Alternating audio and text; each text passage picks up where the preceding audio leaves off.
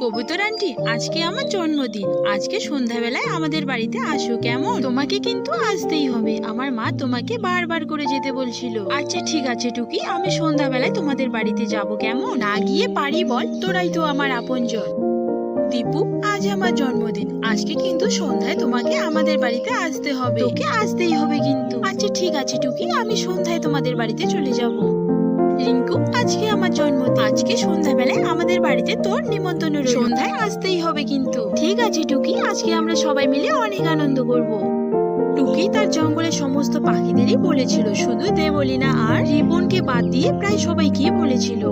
টুকি, সবাইকে আসতে বলেছিস তো? ভালো করে মনে করে দেখ, কেউ বাদ পড়ে গেছে নাকি। না না মা, সবাইকে আসতে বলেছি, শুধু রিপন আঙ্কেল আর দেবলিনা আন্টিকে বাদ দিয়ে। ওদের না বলাই ভালো রে মা, কারণ ওরা সবসময় কোনো না কোনো অঘটন ঘটিয়ে ফেলে, আর আমি চাই না সেরকম কিছু হোক। বাড়িতে কেউ আছো? তোমাদের কেক চলে এসেছে।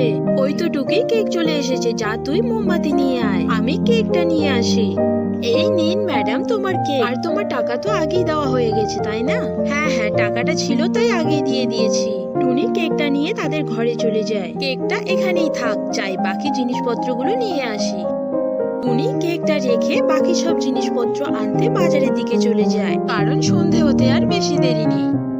রিপন, ওই ছোট্ট টুকি তো আমাদের জঙ্গলে সবাইকে নিমন্ত্রণ করেছে, শুধু আমাকে আর তোমাকেই নিমন্ত্রণ করেনি। তা কি করে করবে দেবলিনা? কালকে তো তুমি ওর সঙ্গে ঝগড়া করলে, তুমি তো কারো সঙ্গেই চলতে পারো না। তুমি চুপ করো রিপন, অনেক বলেছো। আমি দেখবো কি করে তারা জন্মদিন পালন করে, দেখবো তারা কি করে জন্মদিন পালন করে। তখনই দেবলিনা কাক টুনির বাড়িতে চলে আসে এবং দেখে যে কোথায় কি রাখা আছে। এরপর দেবলিনা সেই কেকটি দেখতে পায়। এবার দেখ টুনি, আমাকে নিমন্ত্রণ না করার ফল কি হতে পারে। গোটা কেক খেয়ে নেব, তারপর দেখি তোরা কি করিস। দেবলিনা সেই কেকটি সম্পূর্ণ খেয়ে ফেলে। আহা, কত সুন্দর কেক, চাই যাই এবার কেটে পড়ি। এদিকে ভুল করে নষ্ট হওয়া কেক এনেছিল বলে তাই আবার একটা কেক নিয়ে চলে এসেছে। টুনি ও তার মেয়ে বাড়িতে ছিল না বলে তাকে অনেকক্ষণই দাঁড়াতে হয়েছিল। এরপর টুনি বাড়ি চলে আসে। টুনি কিছু বুঝতে না পেরে তাকে জিজ্ঞেস করলো, আরে আরে দিদি, একটু আগেই তো তুমি কেক দিয়ে গেলে। আসলে ম্যাডাম, ওটা নষ্ট কেক ছিল, আমি ভুল করে এনে ফেলেছি, তাই আবার একটা দিতে আসলাম। এর জন্য আমি খুবই দুঃখিত ম্যাডাম, ওটা ফেলে দিবেন কেমন, ওটা ঘরে রাখবেন না। ঠিক আছে দিদি, ওটা নিয়ে একদম ভেবো না। ঘরে এসে টুনি দেখে যে আগের কেকটা আর সেখানে নেই। আরে আরে, কেকটা কি হয়ে গেল? কেকটা তো এখানেই রেখেছিলাম। নিশ্চয়ই ওই দেবলিনা কাক এসেছিল, কিন্তু যদি খেয়েছে তো বুঝবে মজা। তুমি তো অনেক স্বার্থপর দেবলিনা, কতবার বলেছি এভাবে অন্যের খাবার চুরি করে না খেতে। রিপন দেবলিনাকে অনেক বকাবকি করে। তুমি চুপ করো রিপন, এই অপমান আমি কোনো মতেই সহ্য করে নিব না। কেক খেয়েছি, বেশ করেছি, দরকার হলে আবার খাবো। ইতিমধ্যেই সন্ধ্যা হয়ে যায়। এদিকে তারা সবাই জন্মদিনের সব আয়োজন করে ফেলে। Happy birthday to you, happy birthday dear Tuki. অন্যদিকে দেবলিনা কাকের অনেক পেটে ব্যথা শুরু হয়ে যায়।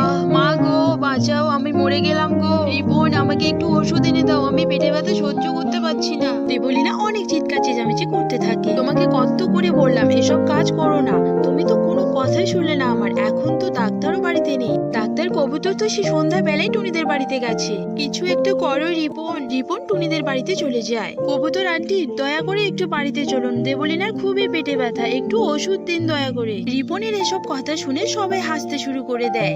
টুনি বলতে থাকে, দেবলিনা আমাদের ক্ষতি করতে চেয়েছিল, তাই উল্টে তারই ক্ষতি হয়ে গেল।